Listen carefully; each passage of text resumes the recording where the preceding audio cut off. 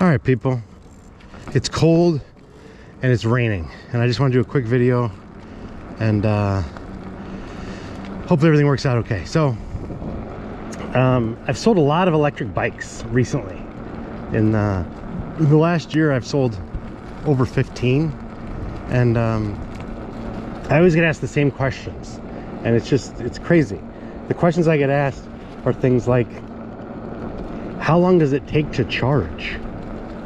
And how long before I need to buy a new battery? Really? That's what people are asking? Just kind of dumb questions, you know? And so I thought, you know what, whether you're buying a bike from a manufacturer or a person, there are some real good questions you should be asking, right?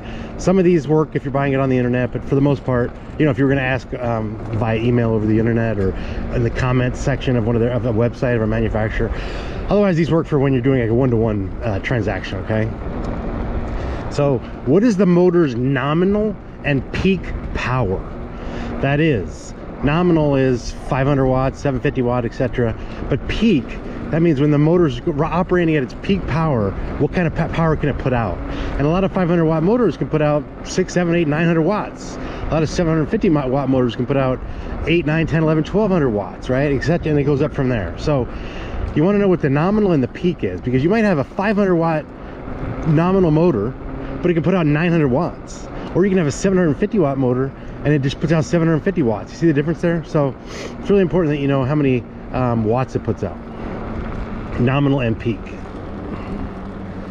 All right, the second one, if I ride the bike hard, meaning mostly throttle or top pedal assist level, what kind of range can I expect? You can't say how far does it ride, because there's so many different variables. But the most important thing is, if I'm wringing the bike's neck, if you will, you know, what's the average range I can expect? And the person should be able to give you like within 5 or 7 miles, depending upon you know, your weight and the terrain and all that. Okay. The next one is, how hard is it to change the tire? It's really important that you learn how to change the tire on an e-bike, especially if it's a fat tire e-bike. You're going to get a flat tire, and if you have a fat tire, it's really hard to change the wheel, you know what I mean, or take the wheel off. So you want to know how hard it is, and you know, what do I need to do, right? What's the bike's climbing power?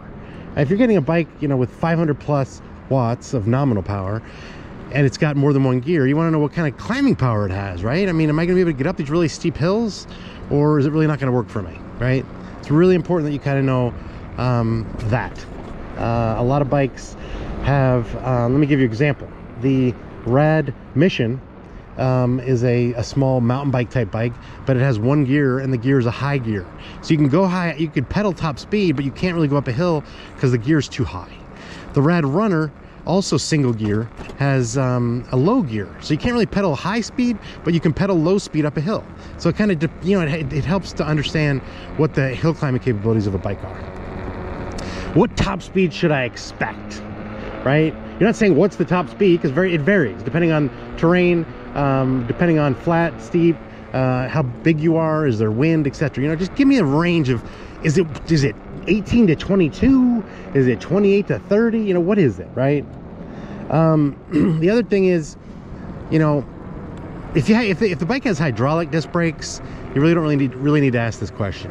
But if it has mechanical disc brakes, there's various kinds, and some of them are just rickety, right? They come right out of the box really loose, and the cables are loose. It's really hard to like get a good squeeze. The squeeze is really easy to depress, meaning you can't really come to a full stop with good power. So ask them, how good are the brakes? You know, are the brakes solid, if you will?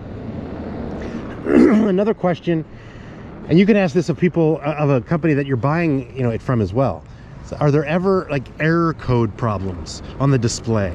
A lot of bikes have, you know, they'll stop working as expected, and you'll get an error code. It'll say like E on your display, and I don't have a display on this bike, but it'll say E on your display and it won't work.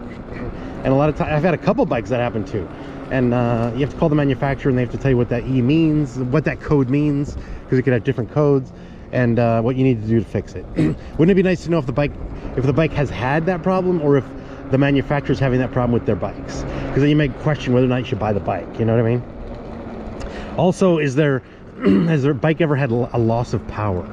Meaning the battery might not be good, the motor might not be good, the connections to the motor and the battery from the controller might not be good. You know what I mean? You want to know this stuff. When was it last serviced? This is obviously if you're buying a used one. If it's the person is really good at servicing it, when was the last time they checked the brakes, checked all the bolts, you know, aligned the derailleur, etc., etc. Or if they're taking it into a shop, when was the last time the shop did that? Right? It's good to know, because that way you'll be able to tell, like, if there's anything like rattling or loose and it was just serviced, then that might mean that you don't have a great derailleur and it's always going to come loose and it's always going to be out of alignment, and you're always going to get grinding of the brake rotors and all that, or the chain. So the other thing is, does the bike have a transferable warranty? When you're buying a bike from somebody and they buy it and they register it with the manufacturer's website and they get a warranty, when they sell it to you, oftentimes the warranty is not transferable. So if you're okay buying it without the warranty being transferable, then, you know, no problem. But you need to understand that, because don't go into it expecting you're going to get the rest of their warranty, right? Let's say it's a 1-year warranty and they've only had it for 3 months. You're thinking, oh, I got 9 months of warranty. You may not. Okay, so find that out. And sometimes you might even want to call the manufacturer and say, I'm getting ready to buy one of your used bikes. How's the warranty work, right? And then the last thing is, again, if you're buying it from somebody, have they ever contacted customer service for any reason? A, what reason? B, how was that experience? Did they get back to you right away? Did it take a week? Did they fulfill your needs? Did they answer your questions? Did they solve your problems, etc., right? So these are important questions, right? And nobody asks these questions. I've sold, again, easily 15, if not like 17, 18 e-bikes. You know, I get manufacturers to send them to me, and then I get to sell them. And I've also bought a handful. So I've sold a lot of e-bikes over Craigslist, Facebook Marketplace, eBay. And, you know, I always get the same questions. How long does it take to charge? Who cares? You're going to charge the bike overnight. You know what I mean? How many people go for 2 long rides during the same day? If you're going to charge it overnight, who cares if it's 8 or 14 hours? It doesn't matter. That's not a question you ask, right? So you got the questions now. Those are the questions you should ask if you're going to buy a bike. And just to give you a sense, I've owned 27 e-bikes. Again, I've sold about 15. Currently in my garage, I have 7, and I'm looking to sell them. And I've ridden 89. Was that right? Yeah, I've ridden 89 electric bikes. So I'm coming to you with that experience and telling you what I think the good questions are to ask, okay? So hopefully that gives you a sense of what you should be asking when you go to buy a bike.